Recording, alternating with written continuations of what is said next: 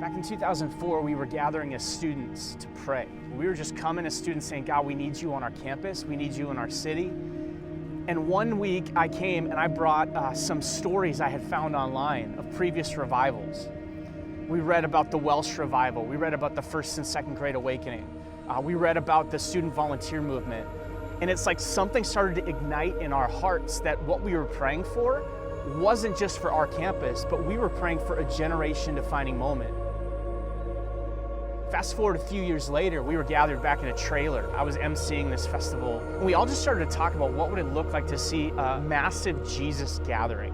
We said not like a normal festival, not like a normal event, but really a gathering that would define a generation.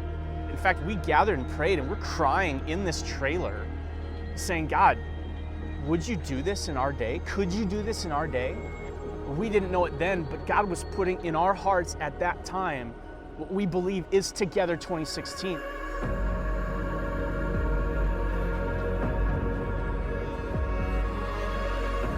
But then it was a matter of how we were going to do it. We don't have a ton of money or staff or any of the things that you would think of to plan an event that would rally the nation. People said we weren't going to have the money to do this, and we nearly went broke 3 times. And yet each time, literally a check came in the door right before we needed it. And it was just a God thing. It's been amazing. People said you can't book the National Mall. It's under construction. They're not going to let any events on the mall. They said it's going to take you months to get a permit, if you can even get one.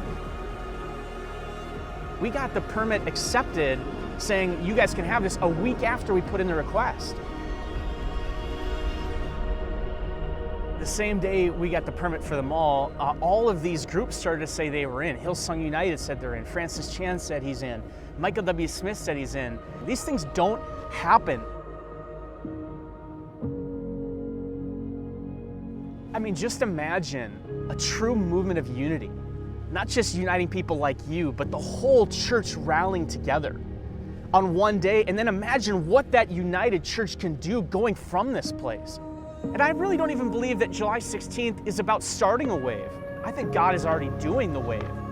I just think it's happening in different corners, and we've been divided. We got this movement here, and this denomination here, and that group here, and they're all great things, but we don't even know about each other because we don't have the same name on our sign. And so on July 16th, we're going to see all of these waves collide.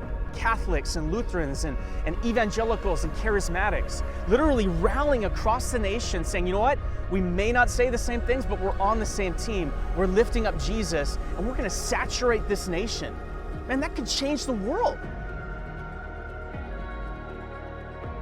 There's something that happens when we gather together as a family that I believe heaven is going to touch earth, and I believe that everything can change in that moment. This is our moment. This is the time. People always ask, man, when am I supposed to go? When am I supposed to give everything to the Lord? When's God's call? I believe that God is saying, hello, I'm calling you. The time is now. Let's roll. And I believe that God is going to do something significant, specifically on that day, on the National Mall, as people gather. And so everybody that can, if there's any way you can go, if there's any way you can get there, if there's any way you can do it, raise money, start a GoFundMe page, do whatever you have to do to get to the National Mall on July 16th, believing that God has invited you, God is calling you, and that the time is now for the church to rally, to meet with Jesus.